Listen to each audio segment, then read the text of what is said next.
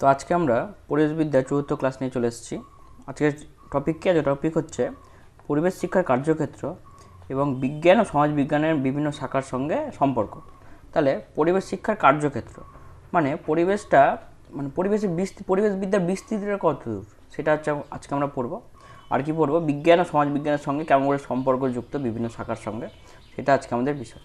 তো সামনে দেখো WBTET আছে, স্টেট আছে, তার জন্য কিন্তু আজকের ক্লাসটা খুবই গুরুত্বপূর্ণ। তোমরা করো, আমাদের সঙ্গে আরও ক্লাসগুলো করো, তাহলে তোমাদের সব ডাউটগুলো ক্লিয়ার হয়ে যাবে। তো দেখো, প্রথমে কী আছে? পরিবেশ শিক্ষার কার্যক্ষেত্র। তো কি বলেছে? পরিবেশ শিক্ষা একটি বহুমুখী বিষয়। জীবনবিজ্ঞান, ভৌতবিজ্ঞান, মৃত্তিকা বিজ্ঞান, কৃষিবিদ্যা, চিকিৎসাবিদ্যা, জনশাস্ত্র, স্বাস্থ্যকারবিদ্যা মানে নার্সিং, আইন, সমাজবিদ্যা, ইতিহাস, ভূগোল, ভূতত্ত্ব, অর্থনীতি ইত্যাদি বহু বিষয় এর অন্তর্গত। মানে এতগুলো বিষয় দেখো পরিবেশবিদ্যার মধ্যে আছে, তাই তো? দেখো এবার কি বলেছে? একদিকে মানুষ এবং অন্যদিকে জল, স্থল, অন্তরিক্ষ নিয়ে গঠিত পরিবেশ, এই দুয়ের যাবতীয় অন্তঃক্রিয়া এবং তার ফলশ্রুতি পরিবেশ পাঠ বা পরিবেশ বিষয়ে আলোচিত হয়। মানে যে জীবজগৎ, জড় জগৎ, তারপর অন্তরিক্ষ সব মিলে এই পরিবেশবিদ্যার কিন্তু মানুষের সঙ্গে যে অন্তঃক্রিয়া হচ্ছে সেটা কিন্তু আমরা এই পরিবেশবিদ্যার মাধ্যমে পড়ি। মানে এটা হচ্ছে ওর বিস্তৃতি, মানে এর কার্যক্ষেত্রটা। তারপর দেখো কি বলেছে? পরিবেশ শিক্ষা পরিবেশ বিজ্ঞানের মতো পুরোপুরি বীক্ষণ ভিত্তিক নয়। মানে পরিবেশ শিক্ষাটা কিন্তু বীক্ষণ ভিত্তিক, মানে আমাদেরকে পরীক্ষা পর্যবেক্ষণ করে সব সময় করতে হয় না। এটা মেন উদ্দেশ্যটা কি? সচেতনতা, অ্যাওয়ারনেস বাড়ানো। ঠিক আছে, এটা মেন উদ্দেশ্য কী তাহলে? অ্যাওয়ারনেস বাড়ানো। এই শিক্ষার উদ্দেশ্য কি? উদ্দেশ্য ছাত্র সমাজ ও সাধারণভাবে বৃহত্তর মানব সভ্যতাকে পরিবেশ সুরক্ষা দেওয়া, সংরক্ষণ ও সুব্যবহার সম্বন্ধে সচেতন করা। মানে এটা মেন কাজকে সচেতন করা পরিবেশ সম্পর্কে। তারপরে দেখো বলেছে ধারণা উপস্থাপনের দৃষ্টিভঙ্গি। মানে কনসেপ্টটা আমরা কিভাবে পড়াবো, বিভিন্ন পরিবেশবিদ্যার যে কনসেপ্টগুলো আছে সেগুলো ছাত্রদের কীভাবে পড়াবো তার ধারণা। কি বলেছে? শিক্ষণের মূল লক্ষ্য হলো শ্রেণীকক্ষের মধ্যে শিক্ষার্থীর আচরণের কাঙ্ক্ষিত পরিবর্তন আনা। মানে শ্রেণীকক্ষের মধ্যে দেখো মূল লক্ষ্য কি? শিক্ষণের প্রথম লাইনটা কিন্তু ইম্পর্টেন্ট। মূল লক্ষ্য শ্রেণীকক্ষের মধ্যে শিক্ষার্থীদের মধ্যে কাঙ্ক্ষিত আচরণের পরিবর্তন আনা। ঠিক আছে, আচরণের পরিবর্তন, এটা মনে রাখবা। তারপরে কি বলেছে? দেখো বিষয়বস্তু সম্পর্কে সঠিক ধারণা উপস্থাপন। মানে বিষয়বস্তুটা কি সেটার সম্পর্কে ধারণা উপস্থাপন করা। শিক্ষণ কৌশল, শিক্ষণের দৃষ্টিভঙ্গি এই ক্ষেত্রে গুরুত্বপূর্ণ ভূমিকা পালন করে। দেখো পরিবেশবিদ্যা বিষয়ের ধারণা উপস্থাপন এবং সর্বোপরি বিষয়টিকে শিক্ষার্থীদের কাছে সহজবোধ্য ও গ্রহণযোগ্য করে তোলা, মানে ওদেরকে সহজভাবে বুঝিয়ে দেওয়া। এটাই পরিবেশবিদ্যার মানে যেভাবে কীভাবে আমরা পড়াবো তার হচ্ছে কনসেপ্টটা। তারপরে দেখো কি বলেছে? পরিবেশবিদ্যায় বিষয়ের উপস্থাপন পদ্ধতি, মানে বিষয়টা উপস্থাপন যে করব সেটা কী কী পদ্ধতিতে করতে পারি আমরা বিষয়টা উপস্থাপন। দেখো এখানে বলেছে কথন পদ্ধতি, একটু বানানটা ভুলে গেছিলাম, আমি আগে ঠিক করে নিয়েছি। কথন পদ্ধতি, কথন পদ্ধতি মানে তোমরা বিভিন্ন জিনিস হতে পারে। এখানে এখন বলেছে আলোচনা পদ্ধতি, আরও হতে পারে যেমন বিতর্ক। বিতর্ক কিন্তু কথন পদ্ধতির মধ্যেই পড়ছে, যে বিতর্ক সভা যেগুলো হচ্ছে, আলোচনা পদ্ধতি, এগুলো সব কথন, মানে কথা বলে যেটা বোঝানো হয় সেটা হচ্ছে কথন পদ্ধতি। আর কি আছে? দৃশ্য পদ্ধতি, মানে চোখে দেখা যাবে যেটা। যেমন দেখো এক্সকারশন করা। এক্সকারশন মানে বাইরে নিয়ে যায়, বাইরের বিভিন্ন জিনিসপত্র, ওই জায়গাকার বিভিন্ন প্রাকৃতিক, সামাজিক, অর্থনৈতিক জিনিসপত্র এই সব শেখানো হয় এক্সকারশন পদ্ধতির মাধ্যমে। আর এটা দেখো পর্যবেক্ষণ পদ্ধতি, মানে বিভিন্ন সায়েন্সে যেমন পর্যবেক্ষণ হয়, বিভিন্ন বিক্রিয়ার পর্যবেক্ষণ, ওটা হচ্ছে পর্যবেক্ষণ পদ্ধতি। দেখো এবার কি বলেছে?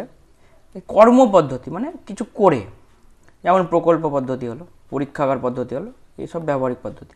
মানে প্রকল্প পদ্ধতি মানে স্কুল থেকে যেমন প্রজেক্ট দেয়, প্রকল্প দেয়, সেগুলো যখন করে সেগুলো হচ্ছে কর্মপদ্ধতির মধ্যে। তাহলে পরিবেশবিদ্যা গঠন পদ্ধতি, দৃশ্য পদ্ধতি ও কর্মপদ্ধতির মাধ্যমে শেখানো হয়। তারপরে দেখো কি বলেছে? যুক্তিশাস্ত্রসম্মত পদ্ধতি। এবার এগুলো হচ্ছে মানে বলতে পারো যে ফিলোসফিক্যাল দিক, যুক্তিশাস্ত্রসম্মত পদ্ধতি। এটা মানে কি? তাকে এই পদ্ধতিতে শিক্ষক বক্তৃতার মাধ্যমে শিক্ষা দেয়, মানে শুধু বক্তৃতা দিয়ে যায়, শিক্ষা দেয়। এতে ছাত্রছাত্রীরা নিষ্ক্রিয় শ্রোতার মতো ভূমিকা পালন করে, মানে ছাত্রছাত্রীরা নিষ্ক্রিয়, ওখানে এটা কিছু করে না, শুধু ক্লাসে বসে থাকে, টিচার পড়াচ্ছে সেটা হচ্ছে শোনে, যেমন কলেজে মাঝে মাঝে এইভাবে ক্লাস হয়। তারপর এটি মূলত শিক্ষক কেন্দ্রিক পদ্ধতি, শিশু না, শিক্ষক কেন্দ্রিক পদ্ধতি। তাহলে মানে শিক্ষক কেন্দ্রিক, মানে শিক্ষক বলবে, শিশুরা শুনবে, এখানে শিশুদের কোনো ভূমিকা নেই, শিক্ষকের শুধু ভূমিকা আছে। এই পদ্ধতিতে শিক্ষার্থীদের ব্যক্তিগত বৈষম্যের উপর কোনো গুরুত্ব দেওয়া হয় না, মানে ব্যক্তিগত বৈষম্য মানে কেউ ভালো পড়তে পারে, কেউ একটু মনে করো কম ভালো পড়াশোনায়, তাদের ওটা দেখা হয় না। দেখা কী হয়, শিক্ষক পড়িয়েছে সবাই বুঝবে, এটা তো, তবে এটা তো ভালো না, বুঝতেই পারছো। এই পদ্ধতি কি অনমনীয় এবং ছকে বাঁধা, মানে একটা নির্দিষ্ট মানে গতি ধারাবাহিকভাবে এই পদ্ধতিটা হয়। অনমনীয় মানে চেঞ্জ হয় না। এই পদ্ধতিতে কম সময়ে অনেক কিছু শিক্ষা দেওয়া যায়, মানে এই পদ্ধতিতে একটা কি কম সময়ে শিক্ষা দেওয়া যায়। তবে এই পদ্ধতিটা কিন্তু শিশুদের জন্য একদমই নয়, বড়রা যদিও এই পদ্ধতিতে বুঝতে পারে, শিশুরা কিন্তু একদমই এই পদ্ধতিতে বুঝতে পারবে না। এবারে শিশু মনের অনুকূল নয়, দেখো বলেওছে শেষে যে পদ্ধতিটা কি শিশু মনের অনুকূল না। দেখো তারপরে কি বলেছে, মনোবিজ্ঞান সম্মত পদ্ধতি, মানে মনোবিজ্ঞান সম্মত কি পদ্ধতি বলছে, দেখো এই বলছে এই পদ্ধতিতে কাজ, প্রকল্প ইত্যাদির মাধ্যম দিয়ে ছাত্রছাত্রীকে সক্রিয় করে তোলা, মানে মনোবিজ্ঞান পদ্ধতির মেন কাজ কী, তাহলে ছাত্রছাত্রীদের সক্রিয় করা, ছাত্রছাত্রীরা যাতে সক্রিয়ভাবে ক্লাসে অংশগ্রহণ করে। এই পদ্ধতিতে যেহেতু শিক্ষার্থীরা সক্রিয়তার উপর গুরুত্ব আরোপ করা হয়, তাই শিক্ষার্থী আবিষ্কারকের ভূমিকায় থাকায় প্রচুর আনন্দ লাভ করে, মানে শিক্ষার্থীরা আবিষ্কারকের ভূমিকায় থাকে, মানে ওরাই মনে করো সব কিছু করছে, ওরাই মনে করো তৈরি করছে কিছু, ওটার পরে ওটা সম্বন্ধে মানে শিক্ষক বলে দিচ্ছে। তবে এটা শিশুকেন্দ্রিক পদ্ধতির মতোই হচ্ছে। এই পদ্ধতিটি মূলত শিক্ষার্থী কেন্দ্রিক, এতে শিক্ষার্থীদের মানসিক পরিণমনের উপর গুরুত্ব হয়। তাহলে কী দেওয়া হয় এই পদ্ধতিতে, মানসিক পরিণমনের উপর গুরুত্ব দেওয়া হয়। তাহলে মনোবিজ্ঞান সম্বন্ধে পদ্ধতিতে কী দেওয়া হয়, মানে শিক্ষার্থীদের মানসিক পরিণমনের উপর গুরুত্ব দেওয়া হয়। দেখো এই পদ্ধতি সব ঠিক আছে, এটার কী হচ্ছে সময় সাপেক্ষ, এই পদ্ধতিটা কি সময় সাপেক্ষ, সময় সাপেক্ষ পদ্ধতি। তারপরে দেখো বলেছে শিশুকেন্দ্রিক দৃষ্টিভঙ্গি, দেখো রিসেন্টলি যে সিডিপি ক্লাসটা হয়েছে ওটাতে কিন্তু শিশুকেন্দ্রিক পদ্ধতি সম্বন্ধে বলেছে, আমিও তাও একটু অল্প করে বলে দিই। কী বলেছে দেখো, শিশুকেন্দ্রিক শিক্ষা ব্যবস্থা জনক হলো রুশো, তো এটা আমরা জানি, শর্ট কোশ্চেন যদি আসে তাহলে আমরা পারবো এটা।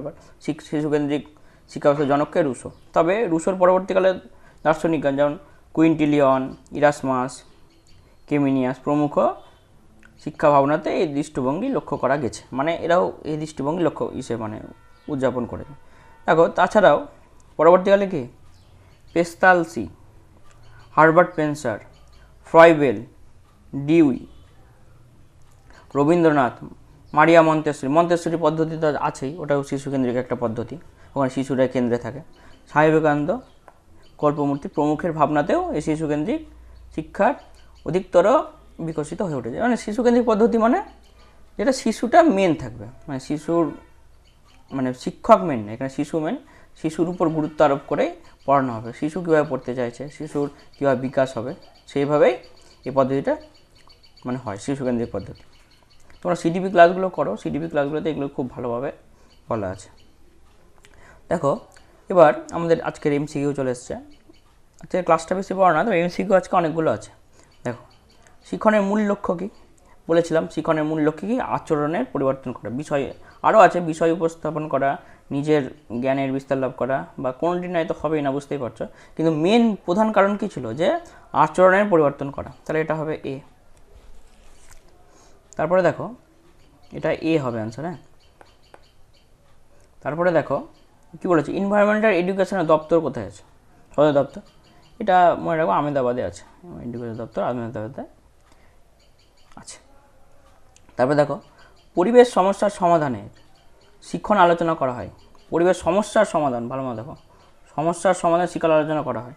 কি প্রকল্প তৈরির মাধ্যমে সমস্যার সমাধান হবে না, পরীক্ষার মাধ্যমে হবে না, সবগুলো তো হচ্ছে না, তাহলে কী হবে, আলোচনা পদ্ধতির মাধ্যমে সমস্যার সমাধান হয়। ঠিক আছে, আলোচনা করে সমস্যার কিন্তু সমাধান, এমনিও দেখো যে কোনো সমস্যা কিন্তু আলোচনার মাধ্যমে সম্ভব। তারপরে কী বলেছে দেখো, কোনো বিষয় তুলে ধরার জন্য শিক্ষার্থীদের কাছে যে পদ্ধতি প্রয়োগ করা হয় তা সঠিক হয়েছে কি না তা যাচাই করা যায় কীভাবে। দেখো বলেছে শিক্ষার্থীদের ওই পদ্ধতি পড়া বলতে বলা, তারপরে কি বলেছে, মূল্যায়ন করে যাচাই করা, তারপর কি মূল্যায়ন করে দেখা তার বিষয়বস্তু আয়ত্ত করতে পারছে কিনা, উপরে সবগুলোই ঠিক। দেখো পড়া বলতে পড়া, মূল্যায়ন করে যাচাই করা, কিন্তু সবচেয়ে মানে ভ্যালিড পয়েন্ট কোনটা লাগছে, সিটাই, তো সিটাই হবে অ্যান্সার। মনে রাখবা যখনই আমরা পেডাগজি করব সবসময় দেখো এগুলো উত্তরের ক্ষেত্রে বা যে কোনো ধরনের মানে এই ধরনের প্রশ্নের ক্ষেত্রে পজিটিভ অ্যান্সার যেটা হয়, মানে যেটাতে মনে হয় যে পজিটিভ আছে উত্তরটা, সেটাই কিন্তু উত্তর হয়। এটা লক্ষ্য রাখবা, তাহলে তোমাদের সুবিধা হবে করতে। দেখো কি বলেছে, শিক্ষক পাঠদানের সময় মানে কোনো সময় পাঠদানের কোনো সময় শিক্ষা উপকরণ দেখাবে, কোন সময়, তাহলে পাঠদানের কোন সময় শিক্ষা উপকরণ দেখাবে, পাঠদানের সময় বিষয়ভিত্তিক উপস্থাপনের সময়, পাঠদানের মানে পাঠদান পর্বের শেষে, শিক্ষক নিজের ইচ্ছামতো সময়, বা যে কোনো সময় তো হবে না। আর শিক্ষক নিজের ইচ্ছামতো দেখাবে না তো, কখন দেখাবে, যখন ওটার প্রয়োজন হবে, যে বিষয়ভিত্তিক উপস্থাপন যে বিষয়টা আছে সেই বিষয়ে তখন সেটা দেখাবে, তাহলে এই হবে অ্যান্সার এটা। তারপর দেখো কী বলেছে, শিক্ষকের বিশ্বাসযোগ্যতা গড়ে ওঠার অন্যতম উপায়, মানে শিক্ষক যে বিশ্বাসযোগ্যতা মানে শিক্ষককে ছাত্ররা ভালোবাসছে কিনা, ছাত্ররা ওর কাছে পড়তে চাইছে কিনা, মানে ওর কাছে বুঝতে পারছে কিনা ছাত্ররা, ওটা কখন আমরা বুঝতে পারবো, শিক্ষকের শিক্ষণের আগ্রহের উপর, শিক্ষক কেউ বলেছে আরও শিক্ষকের গবেষণা ও অন্য কিছু বিষয়ের সঠিক ধারণার দেওয়ার উপর, আর কি বলেছে, বিষয়ের প্রতি শিক্ষকের গভীর মমত্ববোধ মানে গভীর একটা ধ্যান ধারণা আছে ওটার প্রতি। আর উপরে সবগুলো, উপরে এটা ডি হবে, উপরে সবগুলোই ঠিক হবে। তারপরে দেখো বলেছে শিক্ষক কোন বিষয়ে বোর্ডে লিখবেন, কোন বিষয়ে লিখবে, শিক্ষক শ্রেণীতে যে পাঠ দেবেন তার সঙ্গে মিল আছে এমন বিষয় বোর্ডে লিখবেন, বিষয়ের সঙ্গে সংশ্লিষ্ট চিত্র আঁকবেন, শিক্ষক প্রশ্ন লিখে দেবেন বোর্ডে, উপরে সবগুলোই ঠিক হবে। এটা দেখো শ্রেণীতে যে পাঠ দেবেন সেটা তো লিখবেই, তারপরে বিভিন্ন ছবি আছে, যেমন ত্রিভুজ পড়াচ্ছে, ত্রিভুজের ছবি এঁকে দিচ্ছে পাশে, তো সেটা তো আঁকতেই হবে। প্রশ্ন লিখে দেয় টিচাররা, দেখেছো তোমরা স্কুলে ক্লাস করেছো। এবার প্রশ্ন করার পদ্ধতি প্রশ্নের মধ্যে শিক্ষার্থীরা যাতে নিজের ভাবনা খুঁজে পায়, প্রশ্ন যেন পাঠক কেন্দ্রিক হয়, মানে যেটা পড়াচ্ছে সেটা কেন্দ্রিক হয়, আলফাল কোশ্চেন করাতে হবে না, প্রশ্নের বিষয় ভাষা যাতে সহজ হয়, এটা সহজ হতে হবে, যদি কঠিন করে তুমি প্রশ্ন করো তাহলে তো ওটা ভালো হবে না, তাহলে কী হবে, এটা ডি হবে উপরে সবগুলো। তারপর দেখো কী বলেছে, কোনো বিষয় সম্পর্কে ধারণা উপস্থাপনে শিক্ষকের প্রধান কর্তব্য কী, তা শিক্ষকের প্রধান কর্তব্য কী, শিক্ষার্থীদের সম্পর্কে বিষয় তথ্য সংগ্রহ করা, শিক্ষণ উদ্দেশ্যকে নির্দিষ্ট করা, যে পরিবেশে শিক্ষার্থীরা শিখছে সে সম্পর্কে তথ্যগ্রহণ করা, উপরে সবগুলো কী বলছে, ধারণা সৃষ্টিতে।